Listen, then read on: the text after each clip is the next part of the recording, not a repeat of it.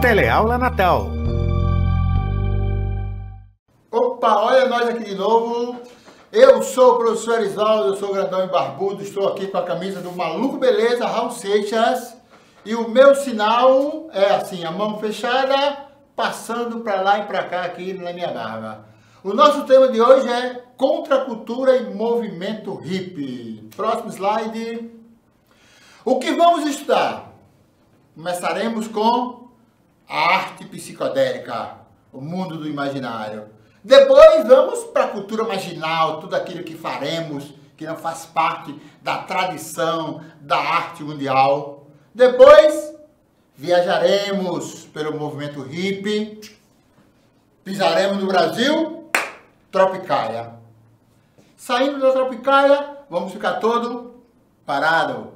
Poesia concreta. Vamos transformar o espaço rígido na mais bela poesia. E por último, falaremos da juventude e suas rebeldias.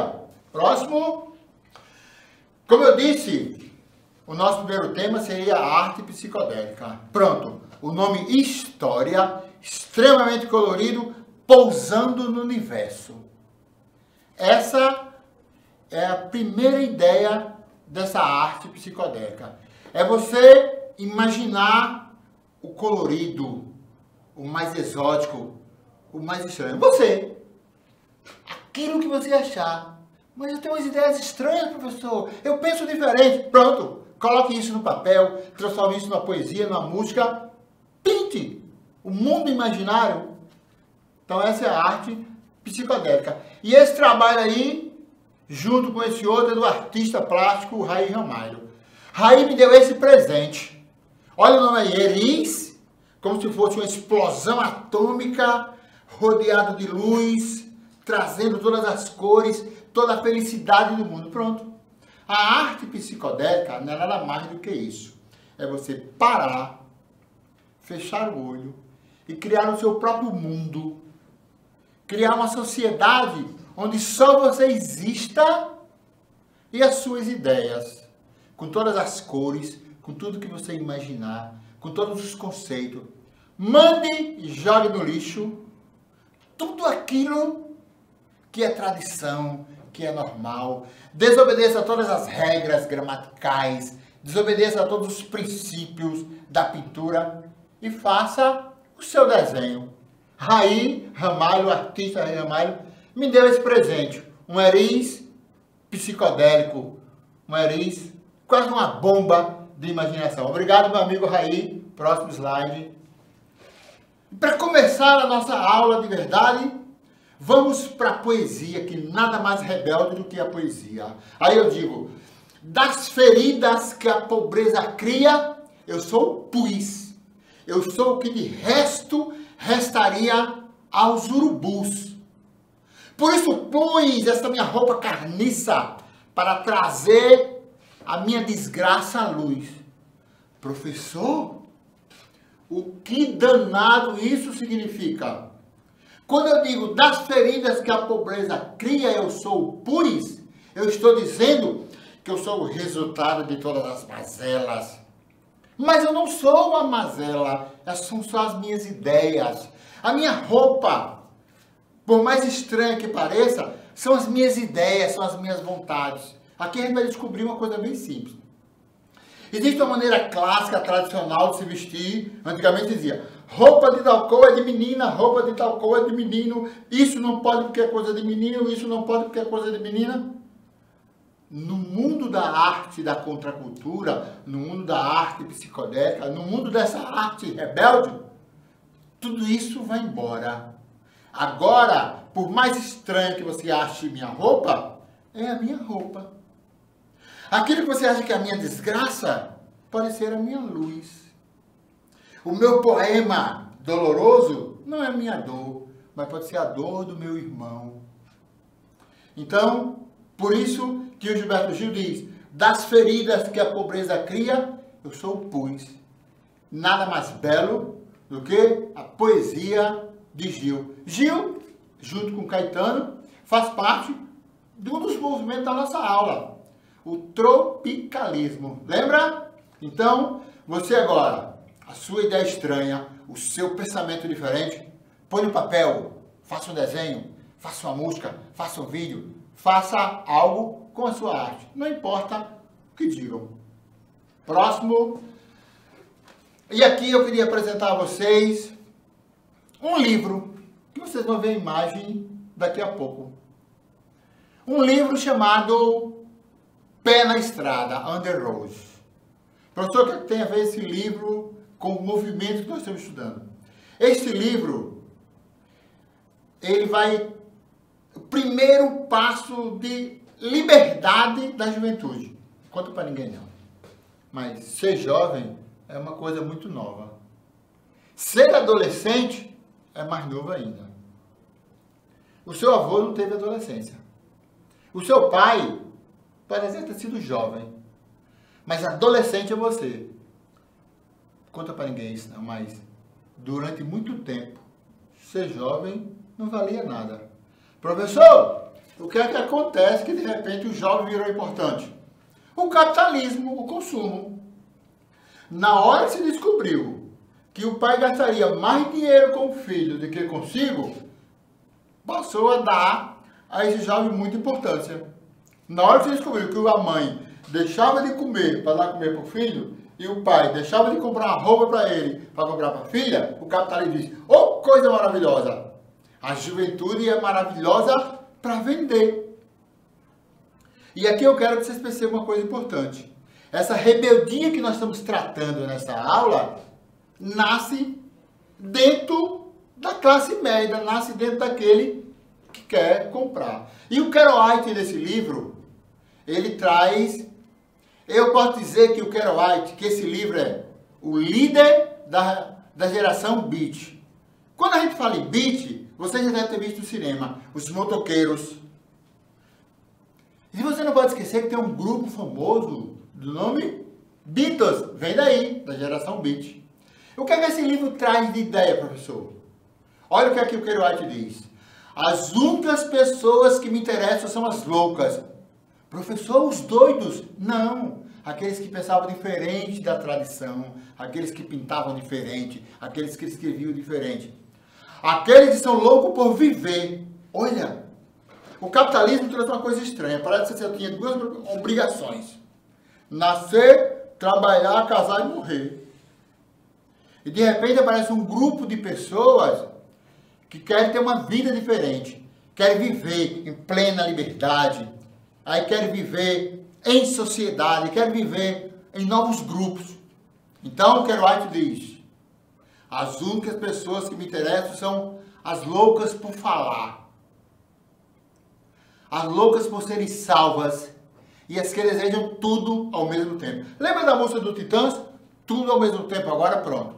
Essa geração que aparece aqui nos anos 60 é essa geração de fazer tudo ao mesmo tempo. O mundo está organizado demais. Precisamos criar um novo mundo. O mundo da liberdade é a coisa mais importante, onde as ideias são as coisas mais importantes, onde as cores. Aí muda a música, muda a poesia, muda muita coisa. Próximo slide. Pronto! Está aí a capa do livro. Dá uma lida nesse livro, quando termina de ler, a única vontade que se tem é pular em cima do primeiro caminhão que passa e tomar conta do mundo. Porque o On the Road é um livro que fala da liberdade. É um livro dos anos 50, tá? Mas trata dessa liberdade do movimento hippie. Muitos dos hippies se empolgaram com a liberdade de viver nessa grande casa que é o planeta, depois de ler On the Road ou Pé na Estrada. Próximo. Eita, mas professor, o senhor estava falando de liberdade, em beleza, em poesia, em arte. Aí traz uma cena de guerra. Um grupo de pessoas fugindo do bombardeio, os soldados lá atrás e uma menina gritando. Essa é a guerra do Vietnã. E o que foi a guerra do Vietnã? De repente, o país mais rico do mundo, mais poderoso do mundo, atravessa o Oceano Pacífico para ir atacar um país pequeno que produziu o quê? Arroz. Qual era a grande bomba que esse país tinha? Não tinha. Professor, porque os Estados Unidos atravessou todo o Oceano Pacífico e ia atacar um outro país. O mundo vivia, nesta época, uma coisa chamada de Guerra Fria. Era mais ou menos como se o mundo fosse dividido. E era dividido mesmo. Lembra das aulas da Segunda Guerra Mundial? Muro de Berlim, Guerra Fria. De um lado do mundo, aqueles que apoiam os Estados Unidos, o mundo capitalista. Do outro lado, aqueles que apoiavam a União da República Socialista Soviética ou os socialistas. E o Vietnã é vítima disso. Professor, mas se é guerra, se é violência, o que é que tem a ver com poesia, com liberdade? Essa é a parte mais linda da aula. Nos Estados Unidos, o serviço militar ele é espontâneo, não é obrigatório como no Brasil. No Brasil é obrigatório, porque todos os 8 anos vai lá fazer continência no quartel. Porém, nos Estados Unidos, em período de guerra, essa prática torna-se obrigatória. E a juventude americana, nos anos 60, foi convocada para ir para a guerra. Aí aqui aparece uma coisa estranha. Se o cara invadir sua casa, você, seu pai, seus irmãos, se juntam armado de panela, pau e pedra e defende a tua casa. Agora se alguém disser, rapaz, vamos ali, lá no Barra Nordeste, na casa de Chico Antônio, dá uns cascudos nele. Tu diz, vou nada que eu não conheço Chico Antônio. Vou fazer o que lá? Pronto, foi isso que aconteceu. A juventude americana, o filho de classe média americana, aquele povo que a gente pensa que é rico, o que é que ele fazia? Tinha 2 opções. Número 1, ir para a guerra. Número 2, pegar os seus documentos, rasgar, jogar no lixo e viver em plena liberdade. Olha que coisa maravilhosa. Foi esta guerra, com a leitura do Carl White, os grandes responsáveis pelo movimento hippie. Então, o movimento hippie, aqueles rapazes, aquelas meninas, aquele povo colorido, vivendo em uma comunidade, vivendo em plena liberdade, eram inimigos da guerra.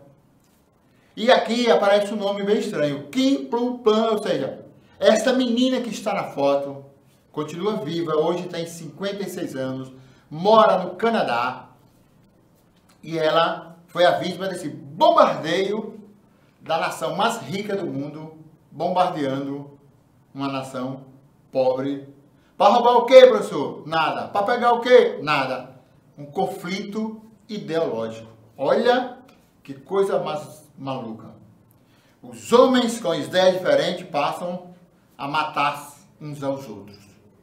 Então, a guerra do Vietnã, quando você olhar para um hippie dizendo paz e amor, você diz, graças à guerra, esse homem conquistou o direito à liberdade. Ou seja, foi a crueldade da guerra que fez aqueles jovens procurarem a sua liberdade, a sua vida livre. Próximo slide. E aqui aparece uma imagem, isso é um festival de rock, Woodstock, 1969. Lembra? Guerra do Vietnã, juventude em plena liberdade. E essa juventude precisava de uma música, precisava do hino. E aí entra o Woodstock. O Woodstock foi assim, os caras fizeram um festival para 3 mil pessoas. Aparece 50 mil pessoas. Não tem mais como cobrar ingresso, porque a quantidade de gente é grande. E aqui, podemos dizer que o Woodstock é a grande concentração da liberdade e da juventude dos anos 60. Aqui vão aparecer nomes maravilhosos que vocês, os seus pais escutam, que vocês começam a ouvir. Santana, Janis Joplin, Jimi Hendrix, então Bob Dylan, Jamba Ace.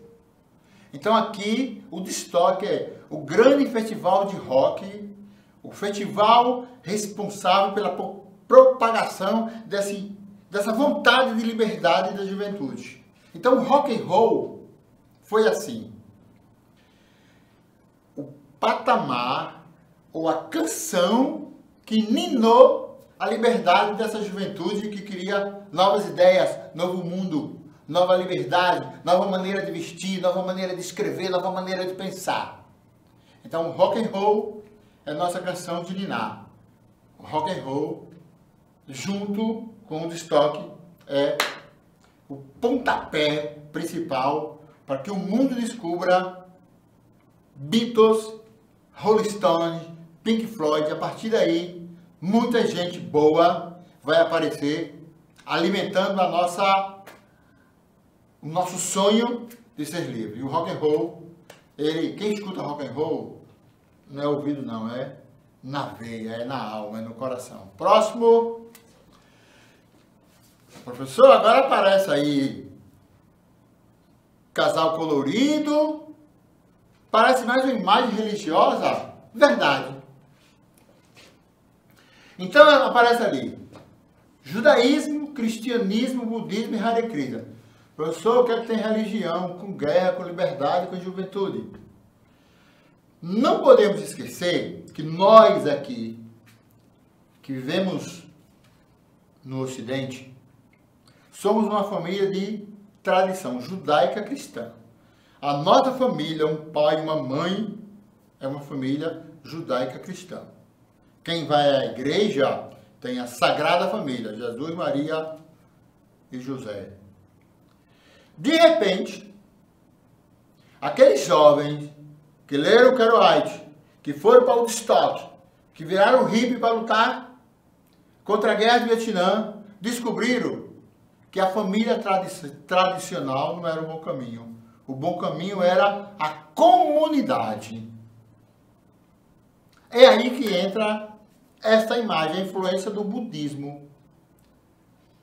É aí que esses jovens, por influência de outras pessoas, por influência de membros dos Beatles, por exemplo, que vai trazer para a América esse conceito, essa ideia, essa mentalidade oriunda, vinda lá do Oriente. E aparece o Hare Krishna. Por que o Hare Krishna entra aqui, professor? Por que o budismo entra aqui? Por uma questão muito simples. Enquanto nós aqui na América nos pautávamos, estamos presos, enraigados no conceito de família, o Hare Krishna, o budismo, traz um conceito de comunidade. Então agora não é mais eu, meu pai, meu irmão, é a minha comunidade. E todos vamos fazer parte dessa comunidade. Não importa se você é branco, se você é negro, se você é gordo, se você é homossexual, se você é isso, se você é aquilo. Então o movimento de contracultura traz para nós esse conceito. Olha, contracultura. A família é um conceito cultural. Então, conceito de comunidade. Lembra que eu falava há pouco tempo, menino de uma cor, menina de outra? Mais uma vez, essa cultura oriental que nos chega, nos traz um colorido. Se vocês já vão assistir nos filmes, algumas imagens, vocês vão ver o colorido das saias das meninas, o colorido das vestes dos meninos, os cabelos longos, né? Ou seja, porque o cabelo curto, professor, por que o cabelo longo? O cabelo curto é uma coisa militarizada, né? O cabelo curto é a história do arrumadinho, do ajeitadinho. E o cabelo longo não. O cabelo longo é o desprezo daquele conceito antigo e a criação do novo conceito. Não podemos esquecer, né? Jesus Cristo é cabeludo. Então, o cabelo grande, as roupas coloridas, a vida em comunidade, são conceitos que nós vamos incorporar à nossa cultura nesse movimento de contracultura trazido do Oriente, trazido dessa herança do budismo e do Hare Krishna. Tinha até uma oração. Hare Krishna, Krishna Krishna, Hare Hare. Próximo slide. Agora aparece aqui a imagem. Tem Caetano, tem Gil, tem Gal, vários personagens do tropicalismo. E uma frase: é proibido proibir. Lembra? Nós falamos de Woodstock, movimento americano. Nós falamos do movimento hippie, um movimento que também tem origem nos filhos da classe média americana. Mas isso também chega no Brasil. O Brasil também era um país de tradição judaico-cristã. Era um país onde estava todo mundo arrumadinho, organizadinho. De repente aparece alguém e diz, é proibido proibir. E eu digo não. Eu digo não ao não. E eu digo é proibido proibir, é proibido proibir. Pronto. Esse vai ser o nosso lema do movimento da Tropicália. Um grupo de jovens, de rapazes oriundos da Bahia, na sua grande maioria, traz uma nova música, traz uma nova maneira de pensar, uma nova maneira de escrever, uma nova maneira de se expressar. E essa nova maneira é a Tropicália. Vá ouvir a obra de Caetano, ouvir a obra de Gil. Próximo. Agora eu trago aí Geração Paz e Amor, eu trago a imagem de uns aviões soltando os corações. Pastor, o senhor falou em guerra, falou em rebeldia, agora está falando em paz e amor. Pronto. Lembra da guerra do Vietnã? Lembra que os jovens só tinham duas opções? 1, ir para a guerra. 2, rasgar o documento e viver nesse novo mundo, nessa nova sociedade, do coletivo, do imaginário. Então eles começam o lema de paz e amor. Paz e amor. Então, os hippies, para contrapor a violência praticada pelas guerras, criam esse lema, paz e amor. Por isso nós podemos dizer que a geração da contracultura, por mais que nós venhamos achar estranho a sua maneira de pensar, a sua poesia, a sua vestimenta, mas eles trazem a mais bela das mensagens humanas. Imagine um menino no meio da rua fazendo artesanato para sobreviver e propagando ao mundo paz e amor. Nada mais belo do que isso. Próximo. De repente, professor, eu estou vendo ali escrito poesia marginal. Aí eu estou vendo um homem deitado e dizendo, seja marginal, seja um herói. Professor, o senhor está querendo que nós sejamos marginais? E eu digo sim. Calma. Ser marginal aqui é estar à margem da sociedade. Não tem nada a ver com bandido, não tem nada a ver com vagabundo. Ser marginal aqui é estar à margem da sociedade, estar de lado dessa sociedade que é contra negros, que é contra homossexuais, que acha que gordo é feio, que acha que magro é feio, que acha que pequeno é feio, que acha que grande é feio. Esta é a sociedade tradicional. Então eu quero morar à margem dessa sociedade. Essa imagem, essa obra é do nosso querido artista Oiticica. Então quando ele diz, seja marginal, seja um herói, ou seja, seja contra essa sociedade tradicional que oprime, que diz que a sua música é feia, que diz que a maneira de você falar é feia, que diz que sua roupa é feia. E de lado tem um poema do Leminski que diz, marginal é quem escreve a margem, deixando branca a página para que a paisagem passe e deixe tudo claro a sua paisagem. Então marginal é você que pega uma folha, escreve qualquer coisa e desenha qualquer coisa. Marginal escreve na entrelinha, sem nunca saber direito. Quem veio primeiro? O ovo ou a galinha? Ou seja, a sociedade tradicional cria quase uma escala de coisas. Você nasce, aí faz o primeiro grau, termina o primeiro grau, faz o segundo grau, termina o segundo grau, vai para a faculdade, termina a faculdade, vai arranjar um emprego, arranja um emprego, vai casar, depois...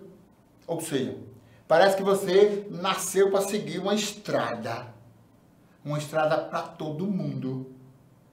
E de repente não. De repente a contracultura diz, ei, abandone essa estrada, abandone esse caminho, viva a sua própria vida. Aqui pra gente.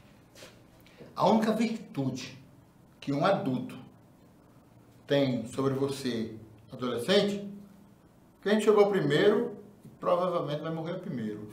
Mas a tua vida, ninguém tem direito de dar pitaco. Porque Deus te deu tua vida, tu és único.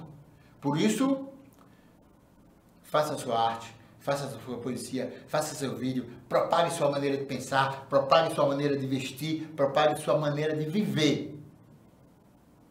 Porque aquilo que dizem que você tem que fazer é apenas o poder te oprimindo. Próxima. Eu queria aproveitar esse espaço para fazer uma homenagem ao meu amigo, poeta maravilhoso, Bianor Paulino. No Rio Grande do Norte, tinha um movimento maravilhoso, né, que eram os poetas malditos. O que é um poeta maldito, professor? É aquele cara que escreve o que vem à sua cabeça. É aquele que pinta o que vem à sua cabeça. É aquele que se expressa à sua maneira, sem estar pouco se lixando o que os outros vão pensar. E o meu amigo trabalhou comigo nos Guarapes, Bianor Paulino. Eu trouxe aqui 2 imagens de Bianor Paulino. Tem o mapa do Brasil, como se fosse um classificado e o nome vendido. Isso Bianor fez nos anos 80. Olha que coisa atualizada. Estamos vendendo o nosso país a preço de banana. Olha como o artista consegue ver à frente. No outro lado, eu tenho assim como se fosse uma bandeira que tem o Brasil, mas parece que é a bandeira de outro país, suja, né? Poluída. Aí eu penso a Amazônia sendo vendida e destruída, o Pantanal sendo destruído, o Amapá abandonado sem energia. Então Bianor Paulino vai fazer isso. Criou uma bandeira de um país despedaçado, faltando parte, de um país sendo destruído. Então, obrigado, meu amigo Bianor Paulino, pelos nossos encontros, pelo nosso diálogo, né? E parabéns pela sua obra. Claro, né, meu? Tu acha, eu, que andando com meu amigo Bianor Paulino, eu não iria fazer um poema? Aí eu botei lá, Eris, um professor poeta imaginal. Professor imaginal que a gente está mais acertado, paga um pouco pra gente, não dá muita importância, a gente já está mais, já é tradicional isso, né? Aí eu fiz o quê? Eu fiz um cordel. Professor, aquela ruma de caneta é um cordel? É, e um cordel em sétima. Vou explicar para vocês. O cordel, ele tem 7 linhas. Vamos chamar de linha para ficar mais fácil de entender. E funciona assim. A primeira linha, eu escrevo o que eu quiser. Por isso que tem uma caneta amarela. Se você prestar atenção, a segunda, a terceira e a sexta são vermelhas. Por quê? Porque no cordel, a segunda linha rima com a terceira e a terceira rima com a sétima. Aí eu tenho aí a quarta e a quinta que são pretas. Por quê? Porque no cordel, a quinta rima com a quarta. Então, ó, a primeira e a terceira são livres. A segunda, a terceira e a sétima. A segunda, a terceira. A segunda, a quarta e a sétima rimam. E a quinta e a sexta. Isso é um poema concreto, que é um poema visual. Então você pode pegar qualquer coisa que tem as mãos e expressar suas ideias. Por isso que nós somos poetas marginais, porque tudo nós transformamos em poesia. Mas eu também não podia deixar de escrever, que eu sou professor, né? Essa frase, eu sou vagabundo social, é de um artista, colega meu, filho de... Eu sou um vagabundo social, alumiando a escuridão do buraco negro. Olha que coisa. Existe alguém mais importante do que esse? Alguém que alumia o buraco negro do universo? Professor, mas os poetas marginais podem ser românticos? Claro! Se você olhar ali, eu tenho uma tampa de garrafa. Isso aí eu registrei no meu último encontro com Romilda. Romilda abriu um refrigerante e acidentalmente aquela tampa caiu. Aí eu olhei e fiz... Eu olhei para aquela tampa e disse, Somos dois seres jogados na calçada pela mesma mulher. Pronto. A partir de hoje, tudo que acontecer na sua vida, transforme em poesia, transforme em arte. A sua arte não é melhor nem pior do que a de ninguém. Próxima. Professor, contracultura, para que serve? Qual é a missão da contracultura? Primeiro, esclarecimento. Nós devemos ser chamados de cultura plena. Contracultura é o filme ruim, a música ruim, aquilo que aparece na televisão, que aparece, aquele negócio mal feito que aparece nos meios de comunicação. Mas a sua missão, enquanto membro da contracultura, é nunca fazer nada que o mestre mandar. Sempre desobedecer, nunca reverenciar. Ou seja, nunca baixe a cabeça para ninguém. Ninguém é melhor do que você, mas você não é melhor do que ninguém. Próximo. E qual o caminho da contracultura? O mestre Raul Seixas diz: não sei onde eu estou indo, mas sei que eu estou no meu caminho. E se alguém brigar, você diz: enquanto você me critica, eu estou no meu caminho. Ou seja, a contracultura prova para você que todos os caminhos são teus. Resumindo, não existe caminho, apenas pessoas que caminham. Próximo. E Raul Seixas ainda, todo mundo já ouviu falar na sociedade alternativa, e Raul Seixas diz: se você não vive crie uma sociedade alternativa. E eu tenho uma imagem aqui, repleta de ar de todas as cores. Pronto.